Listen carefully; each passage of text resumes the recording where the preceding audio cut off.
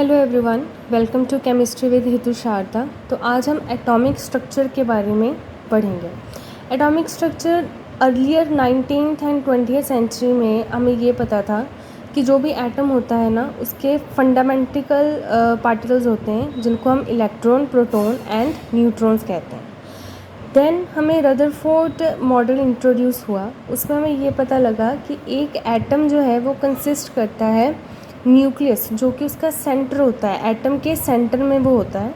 And जितना भी positive charge हो या जितना भी उसका मास है वो इसी सेंटर के अराउंड कंसंट्रेट रहता है।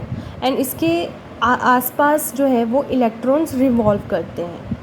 इनके बाद जो नील मोहर मॉडल है, उन्होंने हमें ये बताया कि ये जो इलेक्ट्रॉन्स होते हैं वो स्पेसिफिक जो ऑर्बिट होता है ना, उसके स्पेसिफिक ऑर्बिट्स के अराउंड मूव करते हैं, न्यूक्लियस के अराउंड, और इनकी एक डेफिनेट वैल्यू होती है, इसलिए हम इसको क्वांटाइज्ड बोलते हैं। And the value is h/2π। इनके बाद डी ब्रोगली प्रिंसिपल इंट्रोड्यूस हुआ। उन्होंने ये बोला कि जो पार्टिकल होता है, जो एटम होता है, उसमें वेव कैरेक्टर ऑफ इलेक्ट्रॉन्स होते हैं, इसलिए इनकी कोई पर्टिकुलर वैल्यू नहीं होती, जैसे कि बोहर मॉडल में बताया गया है। देयरफॉर जैसे आइंस्टाइन ने हमें बताया कि light has a dual character, that is it can behave as a particle as well as it can behave as a wave also. ऐसे ही डी ब्रोगली ने कहा कि जो एटम होता है इन अ सिमिलर वे उनके भी डुअल कैरेक्टर होते हैं। It can behave as a particle as well as it can behave like a wave.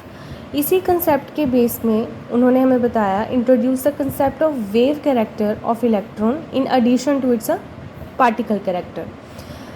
इनका जो कंसेप्ट है उसकी डेरिवेशन ऐसे हम करते हैं, all the material particles in motion possesses wave characters. According to de Broglie, the wavelength associated with a particle of mass m moving with the velocity v is given by lambda is equal to h/mv, where हम mv को replace कर सकते हैं momentum p के साथ। अब इसकी derivation कैसे होती है, जैसे कि according to Planck E is equal to hv, according to Einstein E is equal to mc²। तो इन दोनों इक्वेशंस को जब हम देखेंगे, that means hv is equal to mc²। अब इसमें हम v की वैल्यू पुट करेंगे। We know v lambda is equal to c, therefore v is equal to c/लैम्डा। जब इसकी वैल्यू हमने यहाँ पर पुट की v की value, then we will get the relation lambda is equal to h/mc।